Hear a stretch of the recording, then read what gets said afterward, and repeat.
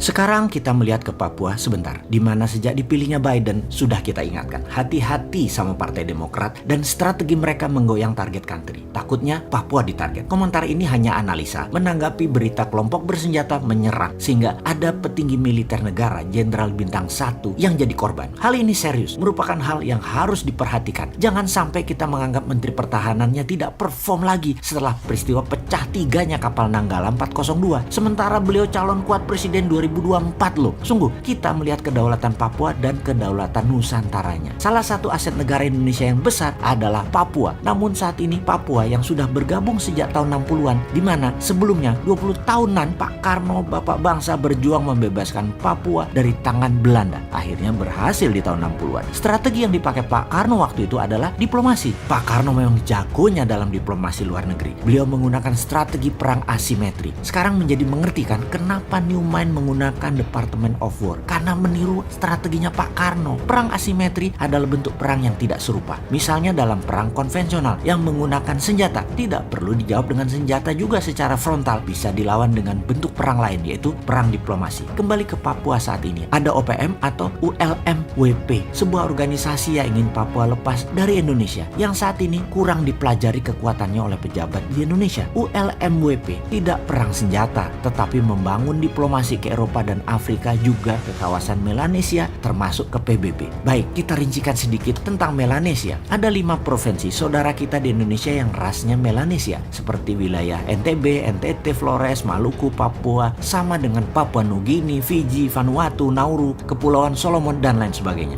ULMWP, United Liberation Movement of West Papua, ini mepet secara kultural, ras, dan diplomasi ke negara Melanesia. Saya cukup tahu wilayah itu semua karena lama beredar di sana atas nama informasi. Saat ini menjadi pejuangnya adalah Dubes Indonesia untuk New Zealand. Berat tugas dia. Berat memang melawan perang asimetrik di Papua itu. Perlu keseriusan pemerintah pusat juga. Kita melihat kelemahan bernegara yang terus jadi pelajaran dan jangan terulang lagi. Misalnya dalam kasus Sipadan Ligitan, pulau yang diambil Malaysia. Malaysia itu tidak pakai senjata. Malaysia pakai kerja 20 tahunan. Malaysia melobi Mahkamah Internasional, melobi PBB, dan meletakkan tradisional fisherman Malaysia terus beredar di sana, sehingga uang, currency, radio, dan penduduknya hanya kenal Malaysia. Ketika waktunya tepat, Malaysia klaim Sipadan Ligitan.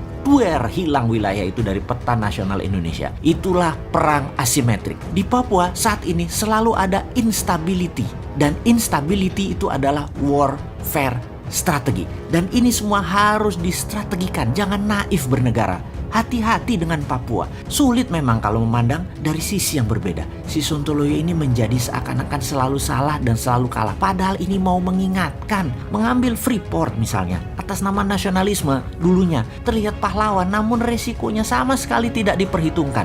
Seakan-akan semua semulus pantat bayi. Gak ada masalah. Bos. Capek deh kalau ngomong urusan beginian dengan beda generasi. Mengambil Freeport ada banyak sisi melihatnya, dan tidak ada satupun yang menguntungkan. Membeli 51% saham pakai dana 70 triliun, sementara untungnya Freeport kecil banget, hanya 200 jutaan dolar atau 3 triliun per tahunnya. Kalau punya 51% itu hanya 1,6 triliun. Dari sisi dagang aja balik modalnya 50 tahun. Geblek bener deh konsep bisnis di otaknya untuk mengambil Freeport dengan cara kemarin lo ya. Atau dari sisi manajemen deh, ternyata tetap McMoran yang kelola walaupun sahamnya 49% atau minoritas. Tetap yang 51% tidak berdaulat. Ingat ya, Freeport itu outputnya atau hasilnya hanya koper konsentrat, bukan gold. Kemudian koper konsentratnya dikirim ke 3 lokasi, ke Jepang, Spanyol, dan Gresik.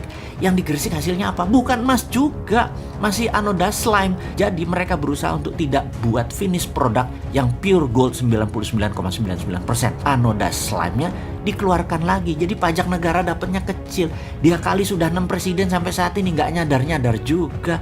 Dasar old mind. Kesel banget deh gua urusan beginian. Kita kembali ke Amerika saja dulu deh. Biden dan timnya di belakangnya yang solid serta punya pengalaman bernegara yang panjang, maka ada jabatan strategis Dan itu bukan menteri yang dipilih di awal, tetapi jabatan siapa memimpin lembaga intelijen seperti NSI, FBI, DIA, dan CIA. Selain pejabat utamanya, maka deputi-deputinya ditempatkan dulu orang-orang yang akan dipakai untuk menaklukkan dunia. Maka mata panah bosman pribadi adalah seorang yang bernama Michael Morrell sebagai wakil direktur CIA.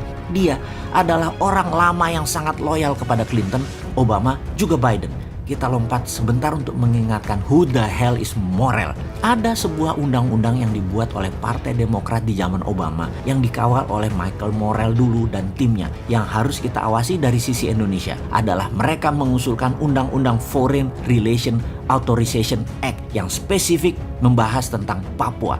Hati-hati ini buat Indonesia. Lalu CIA di zaman Michael Morrell masih muda adalah pendukung gerakan Kosovo Liberation Army, yang kemudian gerakan tersebut berhasil mendirikan sebuah negara baru bernama Kosovo. Sekali lagi, hati-hati dengan Partai Demokratnya Amerika. Pak SBY sudah merasakannya dengan banyak bom meletus waktu itu.